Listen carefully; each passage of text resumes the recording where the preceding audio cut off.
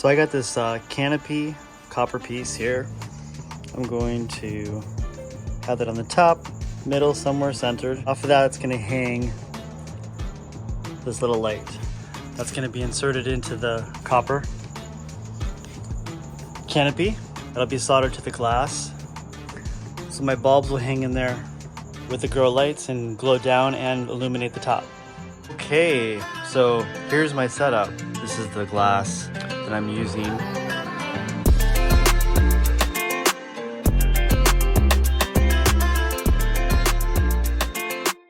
Basically, here's my pattern from before, and I don't know if I showed the color from before, but I went old school and I just did the color pencil so I could actually visualize what it looks like from far away. And I know that I wanted to do a lot of green and some sporadic splurts of color with maybe a blossom, some windows of light, like a lighter yellow. So I have mostly greens.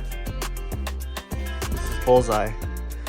Every piece is numbered, so I have to go through and figure out the best way to save money, because this sheet of glass right here was in Los Angeles was 35 bucks.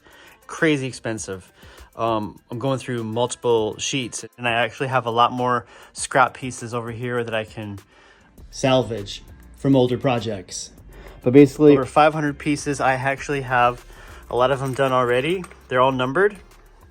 And how I have them numbered is I have them pre-numbered ahead of time before I cut the pattern. So here's my oranges for my orchids or whatever I'm going to put on it. How cool does that look?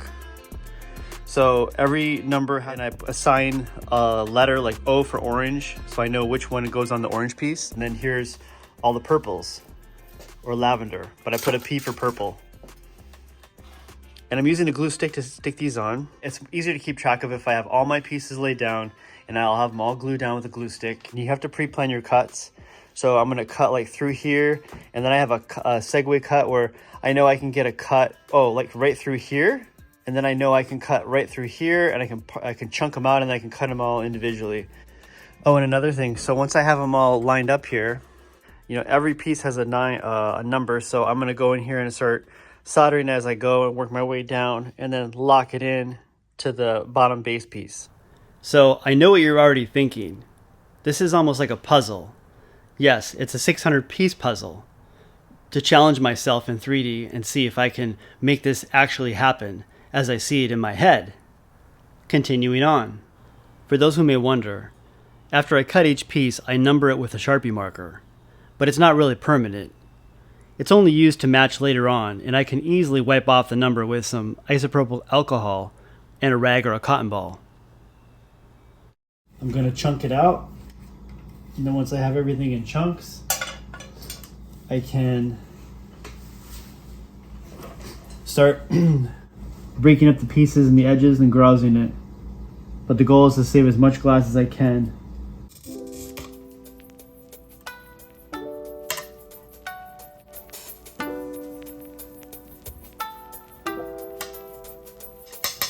A quick word on safety.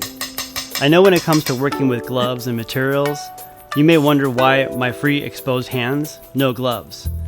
The kind of handling I'm doing, it's not necessary for me to wear gloves 100% of the time. I'm well aware of how I hold around the edges through experience.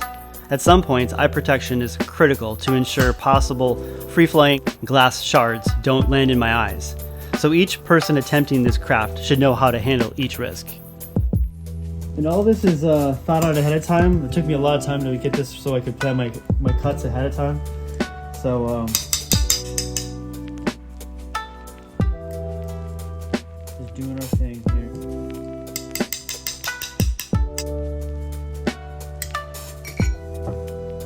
And then I kind of have, if you can see this, I'm kind of doing my angles where I have a cut through here, then I can break it up through here, then here. So I have it all set up ahead of time in my head how I'm going to do it.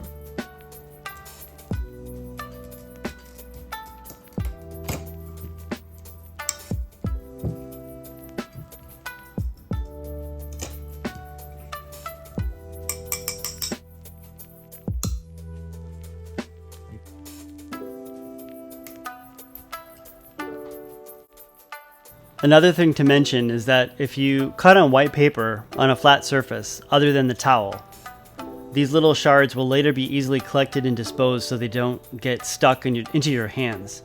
So I found that so I'm done cutting, I'll have a bunch of stuff I can just easily tip into a trash can.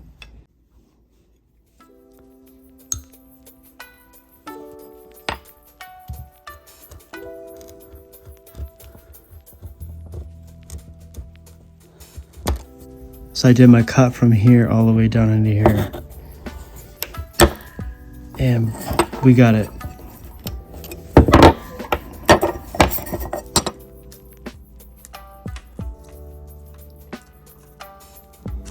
And then when you got all the pieces on and you have little pieces, you don't want to be pushing hard on glass on these little pieces. You could potentially make breaks and cracks where you don't want them.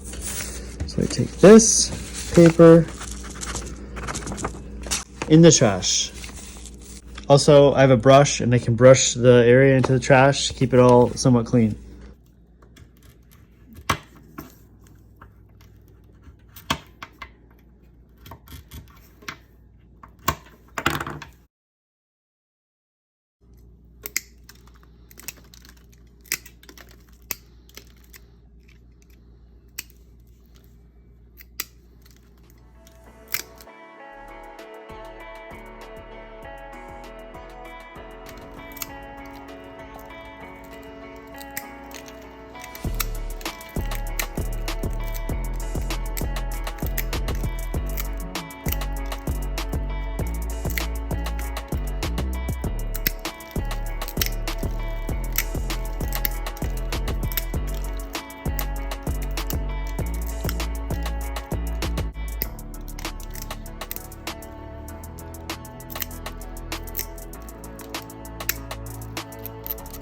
See how that's all groused out? Now I can just refine those edges with a grinder.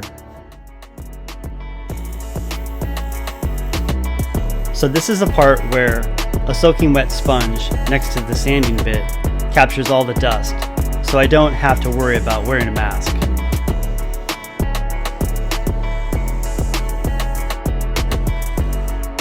So I have all the pattern pieces pinpointed on the foam mold.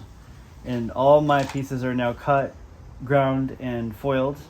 And I have them all numbered through in the hundreds. So I can just pull from the hundreds and then I can sort them out sequentially and then add them to the pattern, which when I numbered all the patterns, I kind of followed around so I know if I'm at 19, 18 or 20 is going to be somewhere around 19. So basically I have to tack it down before I start soldering, and so I got this tack it poster putty stuff, adhesive, and you just have to add them on and so on.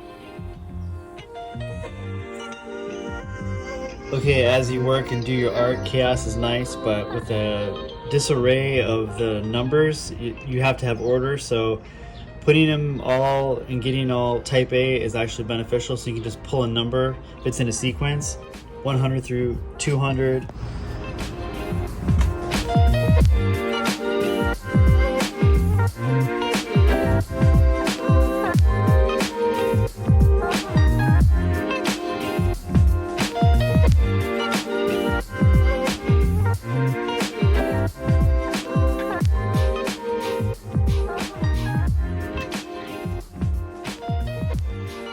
Right now I'm building the center line here, and then what I'm planning to do is build out from the center that way, because I have a little bit of symmetry, and then if there are other things that need to be puzzled in and pieced, spread out, I can do that. But as long as the center kind of matches, then I think I'm okay on that.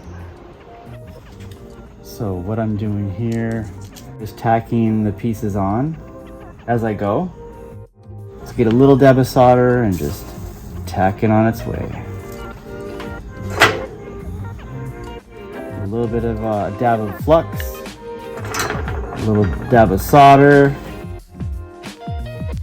and just tack solder each piece as I go down. And continue on because I have my pieces all lined up. A dab of flux,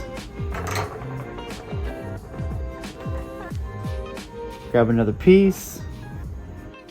Now, again, I don't wear gloves because I need to be agile with each placement, but you need to understand hot flowing metal is part of the fun, danger. Once I have all these pieces interlocked how I want them and spread down so I can configure them to the bottom, then I'm going to go over a whole pass with a 50-50 solder. The second pass I'll do 60-40 because then I can get a nice bead on top of that. But I think what I'll do first is I'll do the first pass over the top with 50-50, then I'll take this whole base off. Once I have the form from the bottom, then I'll do another pass with a 50-50, then I'll do my 60-40 on top of that. And again, this paper is just a template to hopefully keep me where I should be without going too far off my design. So it'll have the same look as what I intended. Okay, one more piece to go for tonight. Because I don't want to rush this, I want to enjoy the process. I'm not in a hurry, this is my own personal project. As long as I have enough flux in there, it should drain onto itself and it just stick to the copper foil.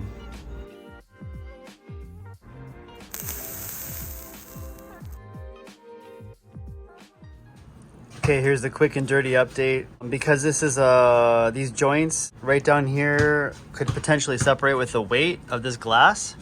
My plan is to take copper restrip and go over the outside perimeter. If this was gonna lock in everywhere, this would be fine. But because this is freestanding on the back, it's not gonna be joined. And then in the front, I have hinges for this window. This isn't gonna be locked in here either. So this potentially is a weak part. So if this wants to separate for whatever reason, if I put copper restrip around this outer perimeter all the way around, it's gonna help it from collapsing. Okay, I got everything tacked together, all over 500 and some pieces, and 90% happy with it. I'm more happy with it than not. It's just there's a lot of gaps to fill in with solder, but that's totally expected. Some of it will maybe be left open for airflow for the plants, but filling in all these gaps will strengthen it. And so here we go. Starting on piece number 1 and 2 and 3 and 4. I'm using safety goggles at this point. More flux is used in potentially sputters like bacon frying, so eye protection is a priority for me here as I work close up.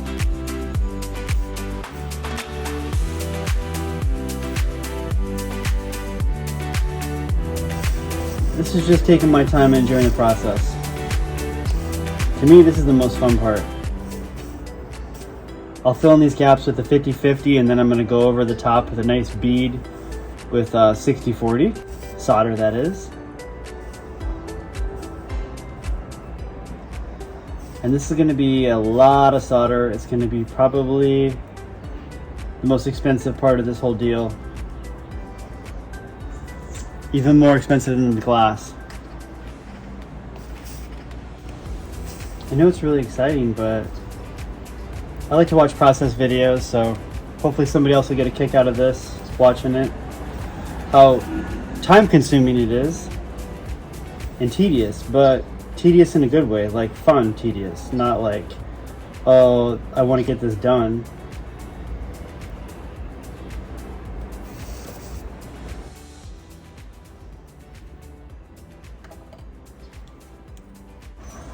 Gonna fill in these gaps.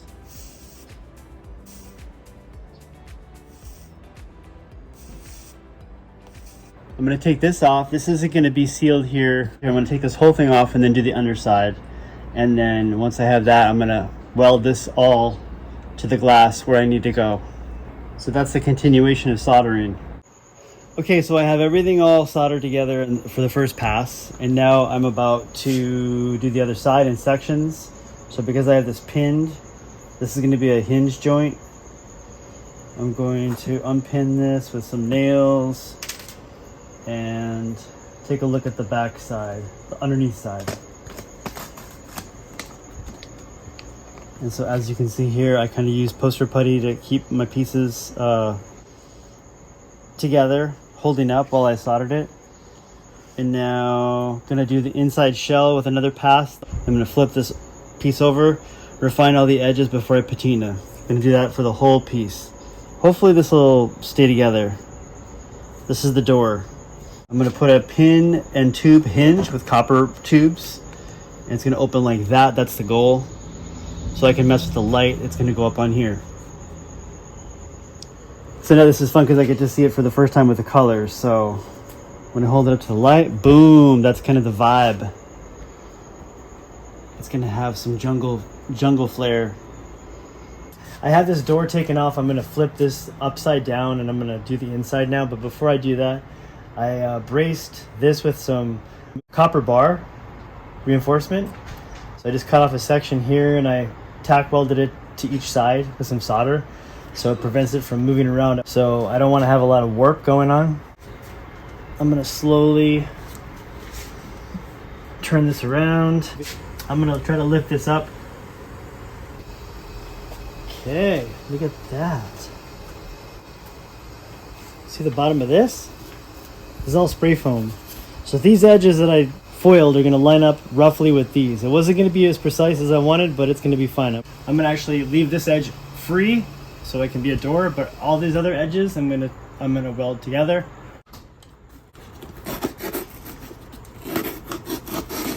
A little piece at a time.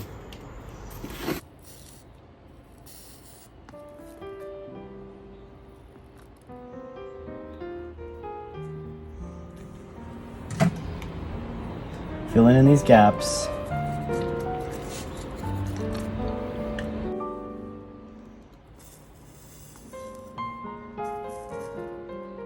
This was supposed to be a first pass, but I ran out of 50/50 solder, so now I'm just using my 60/40 solder, and it's gonna be, it is what it is. But I need to have this inside strengthened so I can keep the form. I'm worried about this thing warping, but I think it'll be okay. Once this is done, I'm gonna flip it back up to the top side and attach it to the base. And then, after I secure it to the base, it should be structurally sound.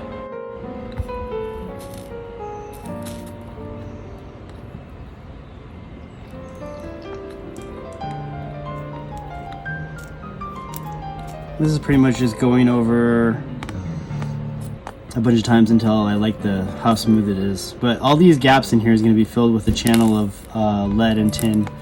So that's where you're going to get that cohesive strength.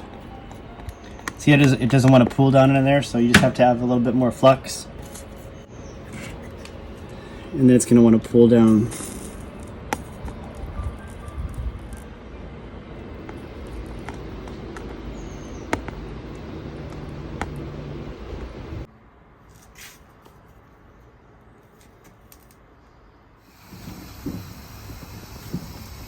Okay, this is the weirdest freaking thing I've tried to figure out.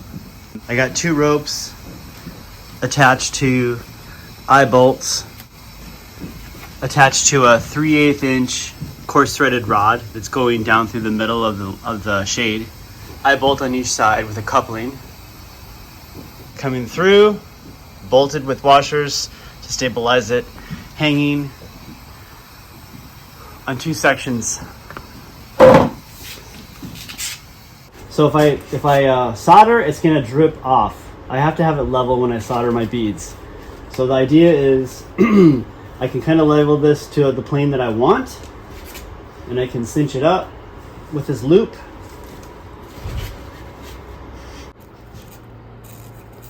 The top of this bead has to start melting the bottom layer before it starts bonding and pooling.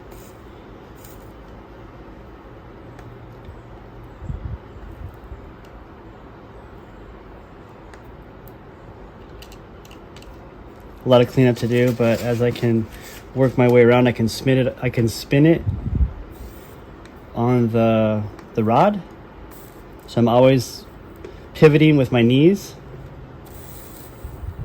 So it works out pretty well.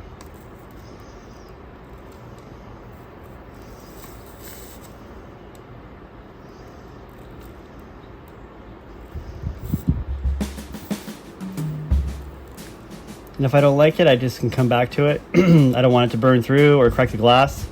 So just work in passes. If I'm not happy, just go back over it.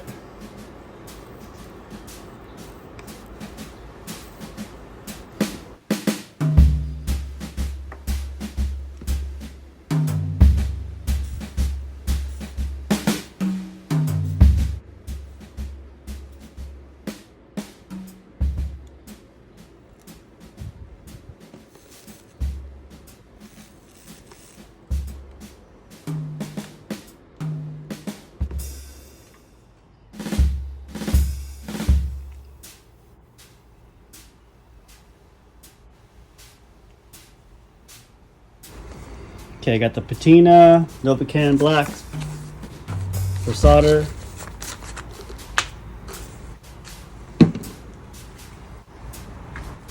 And it's go time.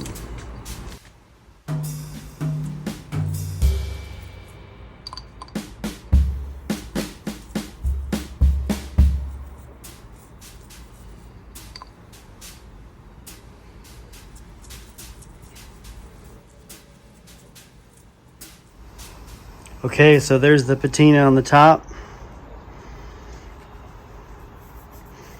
Clean up all the edges.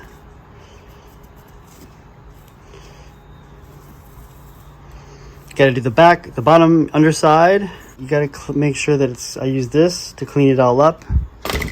That acid from the patina, you don't want to have in there, it'll stain your glass, especially your white, your lighter pieces. So as soon as I have this all in order, I'll polish it and I'll attach it to the tank.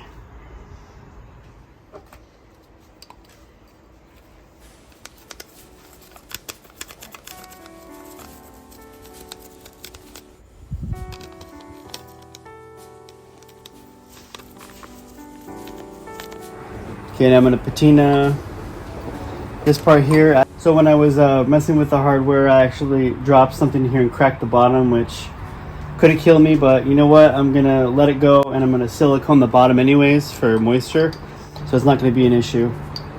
But here I go with patinaing the tank.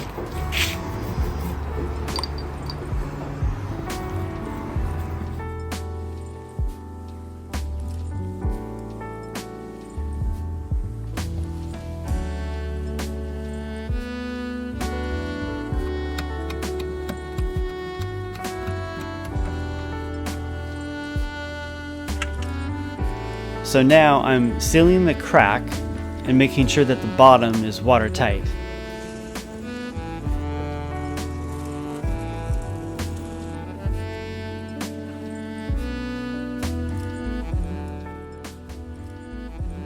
Okay, so this is a 1 pound zinc anode.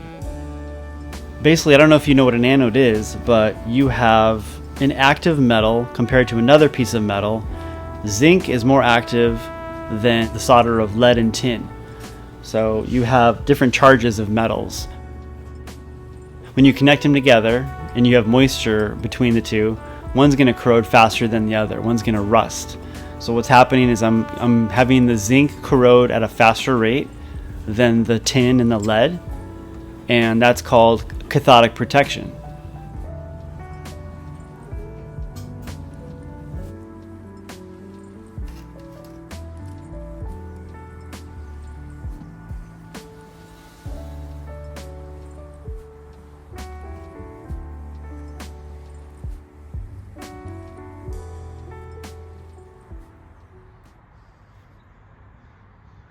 So I guess there's going to be air gaps for airflow, which is what I wanted.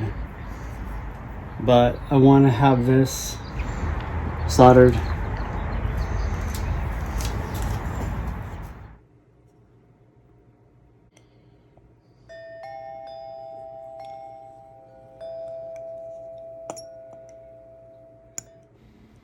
This is my first time trying copper foil overlay with the sheet. And you just get the whole sheet, you put it down on a piece of tempered glass. In this case, I think I was using plexiglass because I thought I had tempered. But anyways, it worked out where you can cut your pattern how you want. You just lay out a line with a dowel or a pointed edge, and then you can create your design, and then you can flux and solder the shape and build up the material. You just solder at a lower temperature, and then once you have that build up, then you can peel that off and use that as a piece to integrate into the design. In this case, it was branches for this rainforest vibe theme. Yep, this is gonna work. This looks pretty cool. I'll patina this, and then I'll glue it and weld it to this sucker.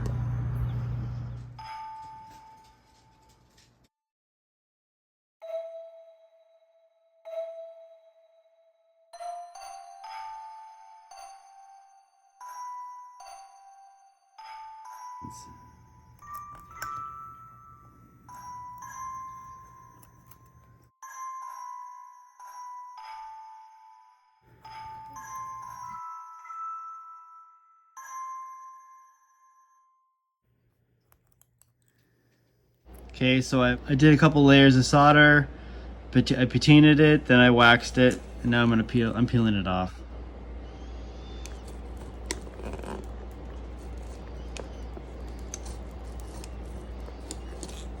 I think the trick is to make sure you have enough solder and you don't have them too thin. I actually had to take some wire and bridge some spots that were too thin that just wouldn't hold up over time, so.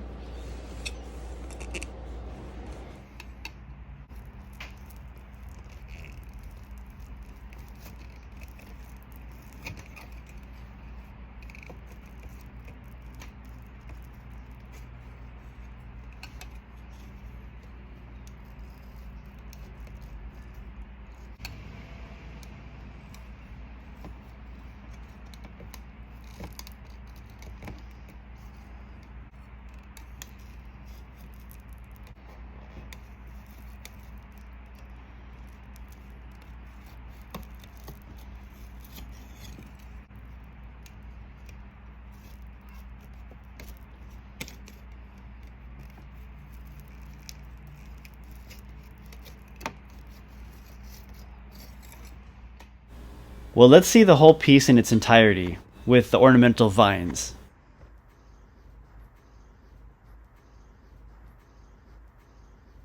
It's almost like a living chamber or a dwelling for things to come. It's pretty much matching what I had in mind with side filigrees. After I began working on this toward completion, I realized it will continually evolve as I level up the terrarium enclosure. I'm already imagining what I will plant and use for hardscape to a living and photosynthesizing artwork for my family, my friends to study and observe. Okay, so I finished up the project. Everything is all pretty much cleaned up. I just wanted to explain the door situation in the front. So I have a latch that I did here so I can pull it open here, and then because I added some wire soldered to the inside in a tube, so I can just basically place the latch in like this. I tried a hinge and it wouldn't work with the copper foil. It ripped off, so this is my next best bet. So it hinges on there, and then it clasps in here with gravity. The angle keeps it in place, snaps in for access, for planting and stuff like that. The other side, I have two latches that I created on this side and this side with wires. So it goes into a tube here, and then there's another latch that goes into the tube here. That way I can mess with the light bulbs if I need to.